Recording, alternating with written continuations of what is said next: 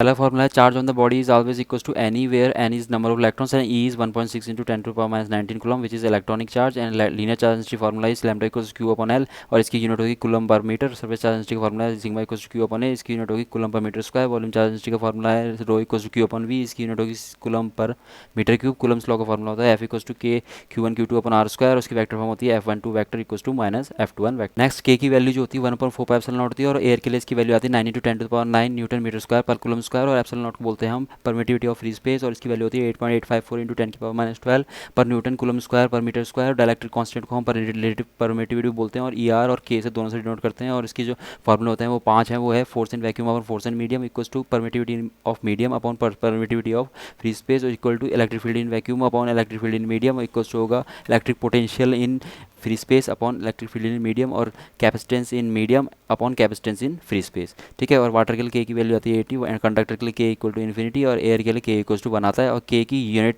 नहीं होती। ठीक है, क्योंकि फोर्स से फोर्स कैंसिल हो जाएगा, इलेक्ट्रिक फील्ड से इलेक्ट्रिक फील्ड कैंसिल हो जाएगा और यूनिट आएगी नहीं। इलेक्ट्रिक फील्ड का जो फॉर्मूला होते हैं वो 3 है, वो है electric field equal to force upon charge और फोर्स पर चार्ज से हमें यूनिट मिलेगी न्यूटन पर कूलम और इलेक्ट्रिक फील्ड का फॉर्मूला होता है minus D V upon D R, जिससे मिलेगी हमें वोल्ट पर मीटर उसकी यूनिट। तो इलेक्ट्रिक फील्ड का एक और फॉर्मूला होता है पॉइंट चार्ज के लिए, वो होता है K Q upon R square. Electric dipole is system of two equal and opposite charges separated by very small distance 2l और इसका इलेक्ट्रिक डायपोल मोमेंट का फॉर्मूला है P equal to Q into 2l। उसकी direction है negative से positive और इसकी unit है कूलम मीटर और ये वेक्टर क्वांटिटी है।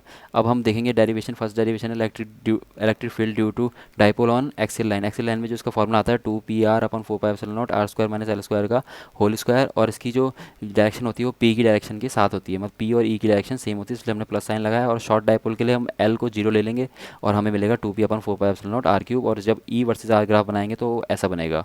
ठीक है, अब है स्टूडेंट्स इक्वेटोरियल लाइन में। इक्वेटोरियल लाइन में E vector equal to minus P vector upon 4πε0 r square plus l square की पावर 3/2 आता है।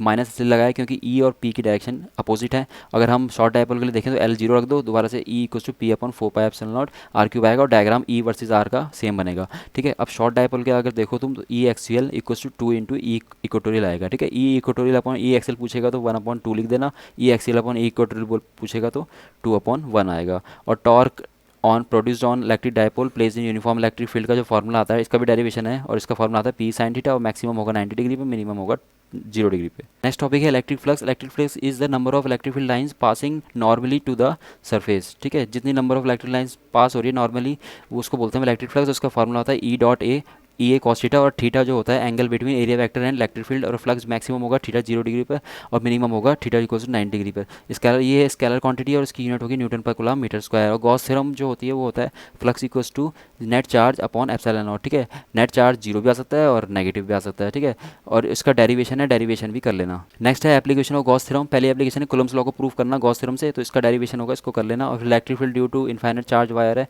इसका जो फॉर्मूला आता है लास्ट में वो आता है E equals to lambda upon 2πε0 r। तो यहाँ से देख रहे हो आप ई जो है वो इन्वर्सली प्रोपोर्शनल है आर के, तो इसका ई वर्सेस ग्राफ आर ग्राफ ऐसे बनेगा जैसा दे रखा है। ठीक है, और अगला जो थर्ड एप्लीकेशन है वो है electric field due to thin infinite charge sheet और इसका जो फॉर्मूला आता है लास्ट में वो आता है E equals to sigma upon 2ε0, जहाँ पर सिग्मा है surface charge density of sheet.